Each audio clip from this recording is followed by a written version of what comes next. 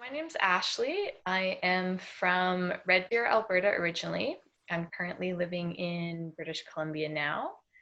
And yeah, I'm a forest and a mountain person. I'm a TOC, so a teacher on call or substitute teacher. Before that, I was working as an outreach worker with people that are street involved, marginalized by drug use or different barriers. And I really, really love working with that population. And that's kind of more what I want to get into using my skills as a teacher.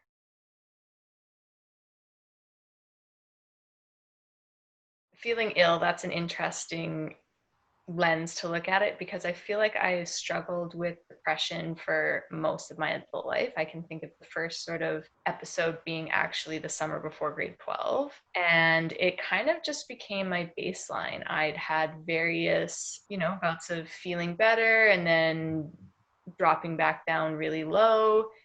And yeah, probably had like 3 or 4 really dark episodes, like really deep depressions in my life.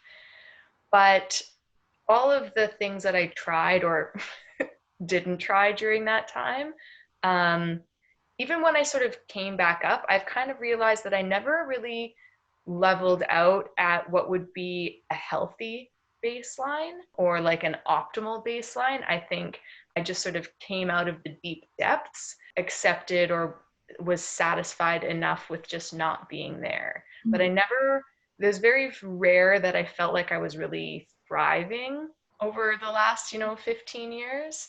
Most of the time, it was just going through the motions of life, kind of. So, yeah, I would say depression started when I was maybe about 17. In the last year and a half, then there started to be more anxiety with that. And that was really like shocking for my system and new because, it feels completely different in the body than depression does. And like I said, it wasn't something that I had experienced a lot of before. And it's really physically off putting. Not that depression isn't, but I was just so used to that. It was at least a familiar sensation. Sorry, I wanted to add something if that's okay. Yeah, I kind of just spoke about depression because that's really what like brought me to seeking out Neurvana Health. But I also have been struggling with digestive issues for most of my adult life. And it's only in the last few years have I really, as I've like come to understand myself and my body more and how our systems function, that those things are so intricately linked.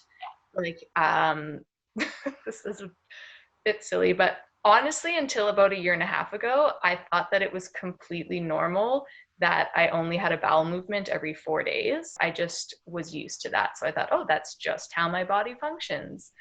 And again, had become so used to the feeling of like bloating and pain in the stomach that accompanies constipation that, yeah, I almost didn't feel it. It wasn't until I've started to really radically change my diet and change my lifestyle and, seek out acupuncture and some other, therapies around that. And I started to see a difference in my like digestive health, that it didn't feel so terrible all the time, that I was like, oh my gosh, this is what people feel like every day. This is amazing.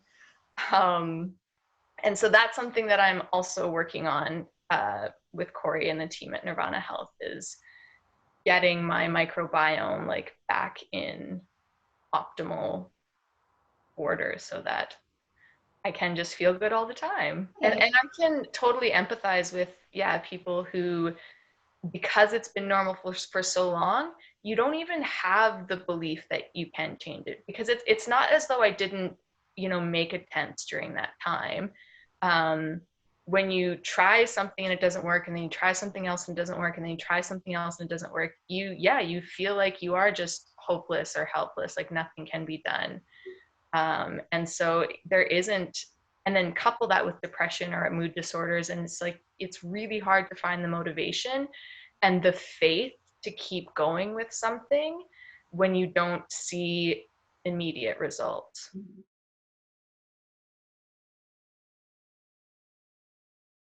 So probably the biggest hurdle for me has been not having consistent healthcare.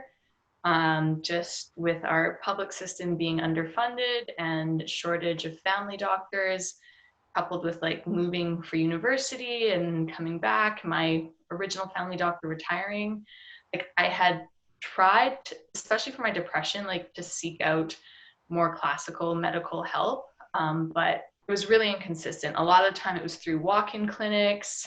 They're just, that system is not set up for long-term service or for like looking at taking a holistic health approach.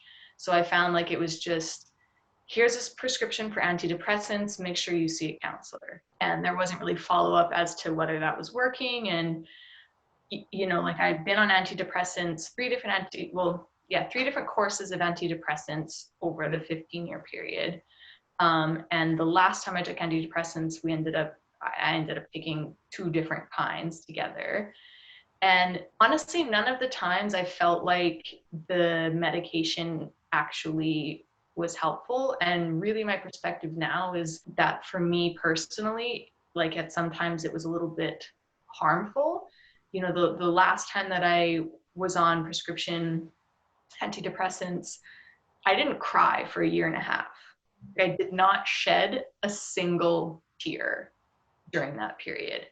And so I found like I was just being numbed.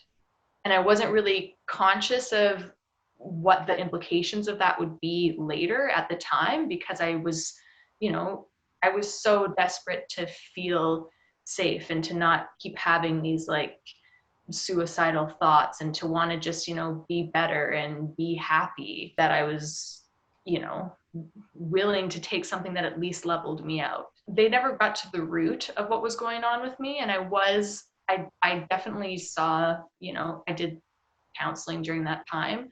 And sometimes I had a counselor that I connected more with, and other times it just wasn't beneficial.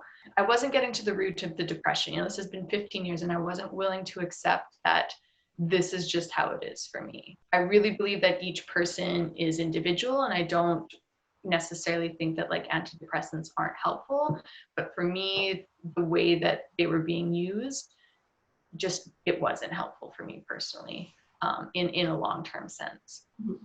And so that was kind of the first attempts that I made, was much more through the medical model. And then in the last few years, as I've like grown more of a person and had more of an understanding, looking at kind of like the existential questions of life, I kind of opened myself up more to other healing modalities like acupuncture, using even just like massage or Reiki to get like that physical touch piece. And I have found that those were helpful, but again, I was really looking to get to the root of what's going on for me so that I can, not keep coming back in this spiral. It takes a big toll just on your self-image and self-esteem, because I really got to this point of, okay, there's just something wrong with me.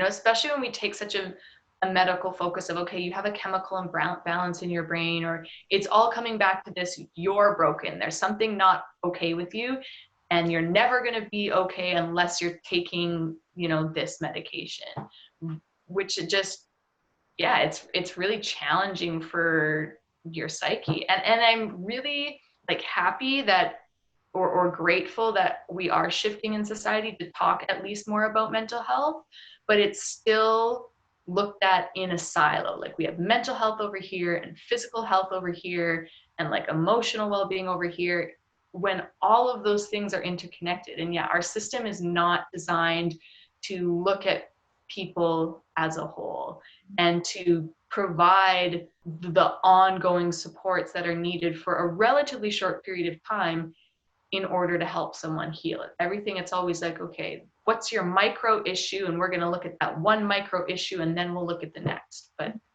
that isn't how our bodies function. And so but I did have one doctor when I was in university in Calgary, when I was finally admitting to myself, okay, I'm in another really bad episode. And she took an hour with me in that appointment. And I was like, and I know I was not like, I was feeling so unsafe. And it was just, I was so grateful that I wasn't rushed through, and that you know, there are people, I think, who, you know, do go above and beyond, but then they're also constrained because I'm, you know, I know that meant that the 2 or 3 people after me got bumped or had to wait, right? Like just the way the whole system is set up, it's not.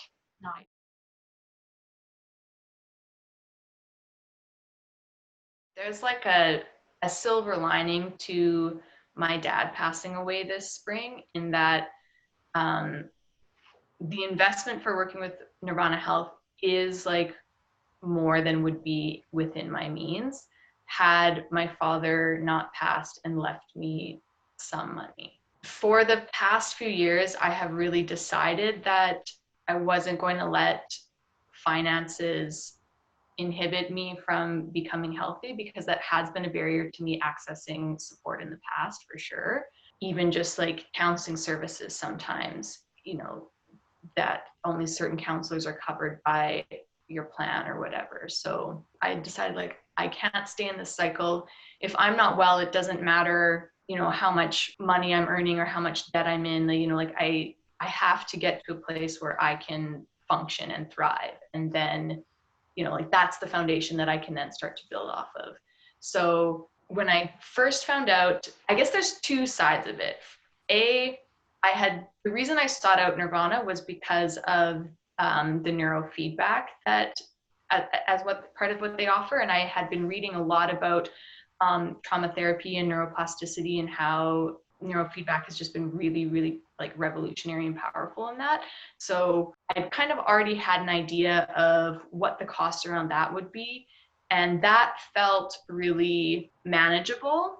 And for looking at, you know, how much my work has been impacted in the past because of my depression, it just seemed like the trade-off was really worth it for me.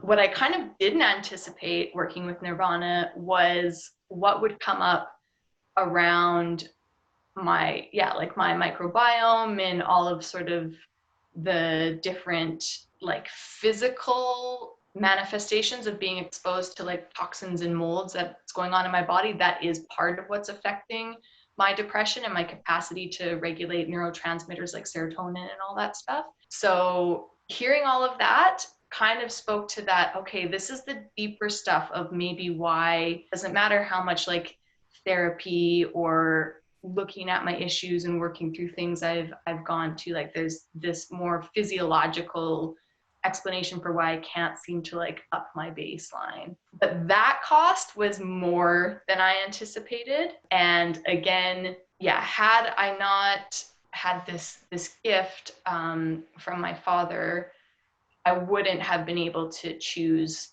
that. Like either way, I was going to be doing neurofeedback. I had like set aside, I can invest in this, I'm worth it. But all of the naturopathic testing and stuff around that, it was a shock for me to see what that bill was going to be.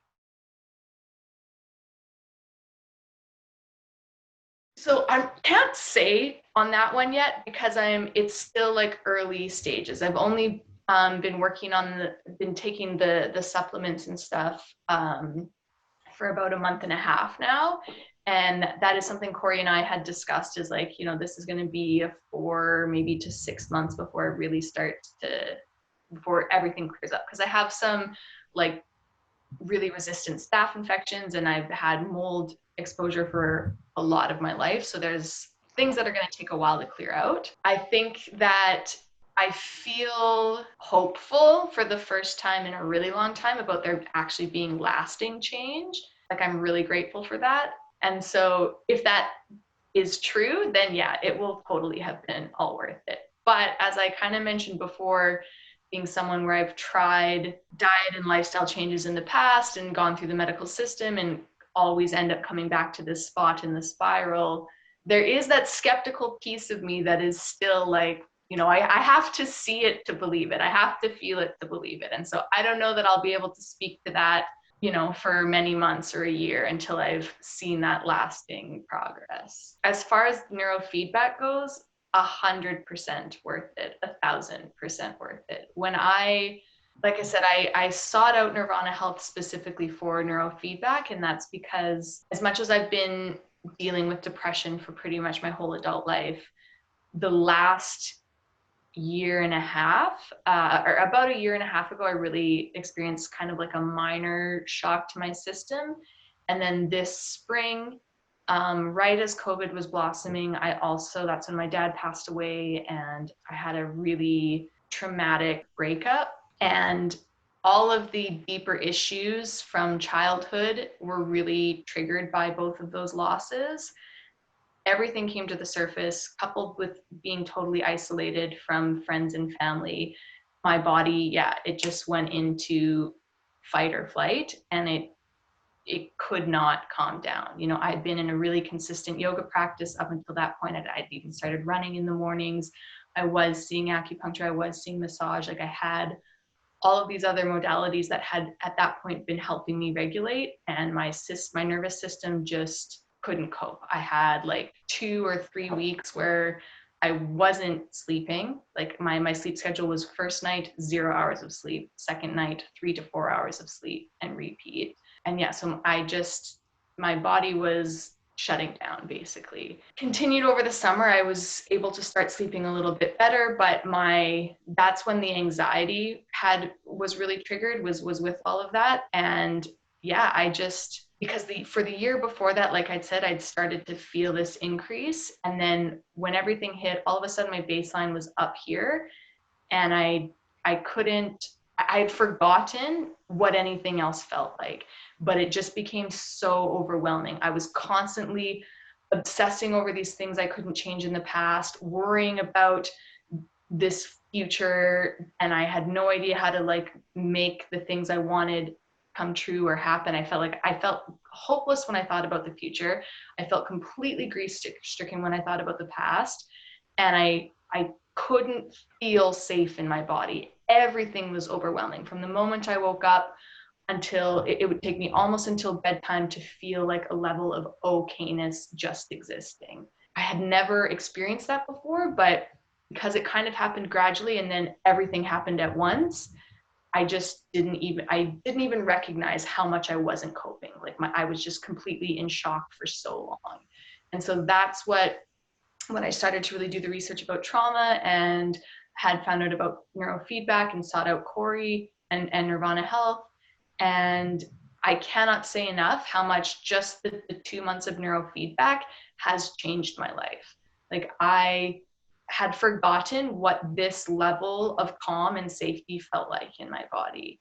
I was just constantly grief-stricken, and anything would just make me tear up and be like sobbing for hours a day, or like just really sheltering myself, really going into like isolation and being afraid of even spending time with friends and family, like just not being able to accept any connection. And again, the overwhelm of existing in my body and not feeling like I didn't know what it meant to function as a human being, like how to feed myself and go to work, like just those 2 tasks were too much in a day. And with only the 2 months of neurofeedback, like, I am better than I was a year and a half ago as far as the level of calm and being able to work through all of the things that came up from my childhood.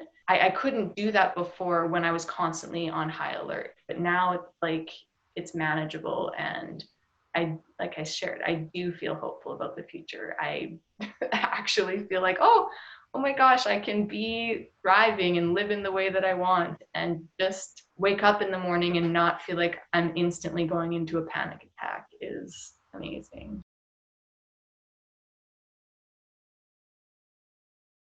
Even though like doing the research and I understand the like technically how it's working at a very basic level, I'm not a neuroscientist myself, but it also blows my mind because it goes against all of the other ways we're told that we have to heal these psychological processes or these physiological things. Like you got to work really hard and you have to look at all your demons and look at all your issues and go deep into it. And this was so passive and gentle, which I guess is exactly what I needed.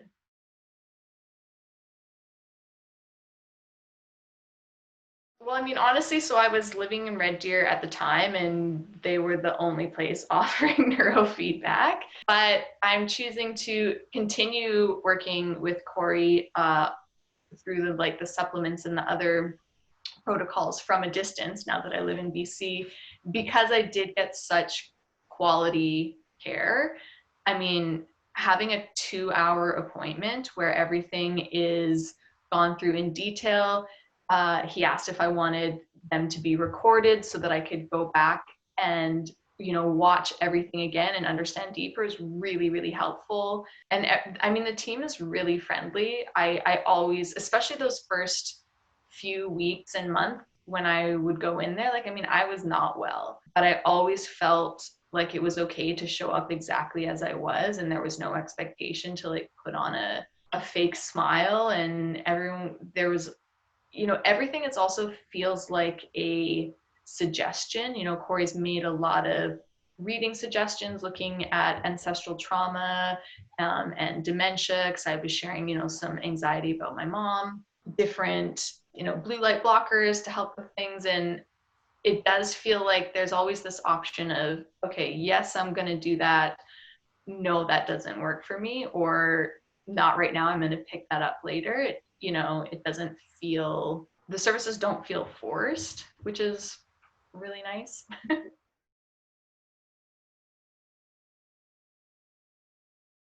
The first meeting was, I had already filled out the full health questionnaire and health history, which was definitely much more thorough than with any other health services that I have accessed. And, Corey had read through it all and was able to reference things. So it felt like we already had a connection, and he had a basic, idea of what was going on with me. And so we were able to spend all the time in the meeting actually talking about options and testing and what might work for me. And I felt really heard, and again, really hopeful, because the things that we were talking about were deeper than what I had heard from most medical doctors, and it wasn't this level of just, okay, you have depression, this is what we're going to do about it. It was, well, no, let's figure out exactly where that's coming from for you on a psychological level and on a physiological level, on a biological level. Let's look at all of the things together, and then we're going to come up with a plan that addresses each facet in a complementary way. And so yeah, I just felt like, oh, finally. Okay.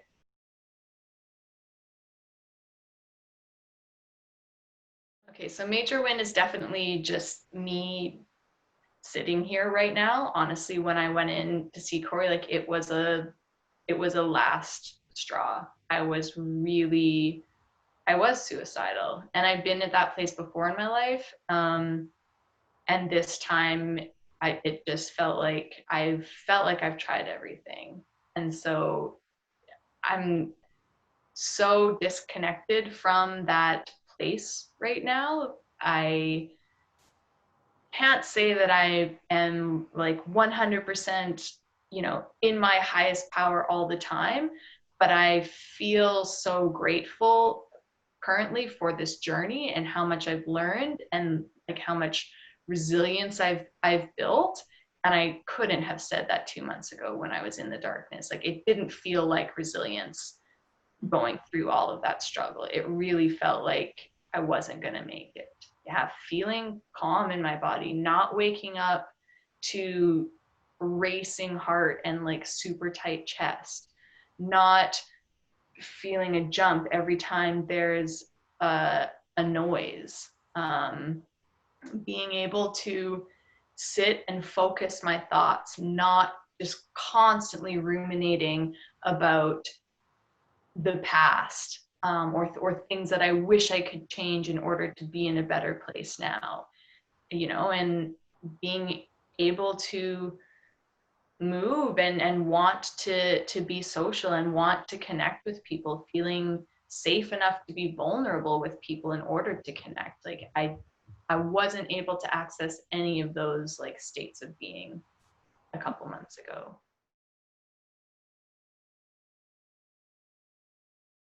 I am definitely happier and healthier than I was when I first walked in, and excited that I know that this is only, or it feels like this is only one step on a continued rise of happiness and healthiness.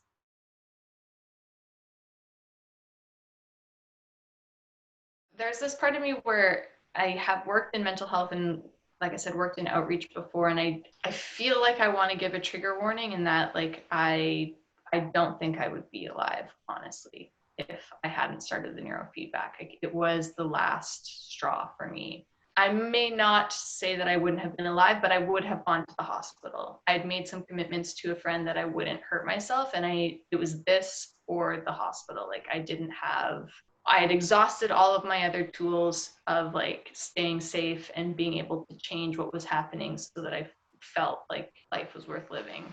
And had I gone to the hospital instead of neurofeedback, I feel like it would have been, take more drugs, they stabilize you, they observe you. And eventually, at some point in the future, I would have wound up back in this same place because I wasn't able, like, my nervous system was not calmed. And those like ruminating, obsessive pieces of my brain were locked on.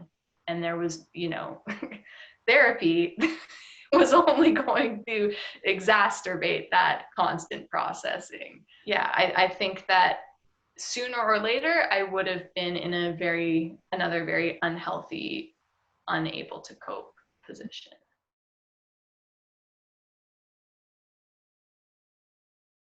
I would say if you have the means, I cannot recommend enough seeking out, at least going to the consultation about neurofeedback, learning more about it, and seeing if it's something that could work for you. Because I just cannot say enough what a difference it's made for me. And I also want to say that it's not like it solves all of those deeper issues that came up, but it just helped my brain function in a way that I could then actually address those issues in a way that was long term and long lasting, instead of being obsessive over them or avoiding them or having them like trigger me so much that my body physically couldn't calm down anymore. If any of that resonates with you, I would 100% recommend um, finding a way to access neurofeedback. And also, like I said, for me, I did the cost benefit analysis. Like 1 month of neurofeedback was the same as a week of work. So if I've missed over a week of work because of my depression, then that cost has already been recouped.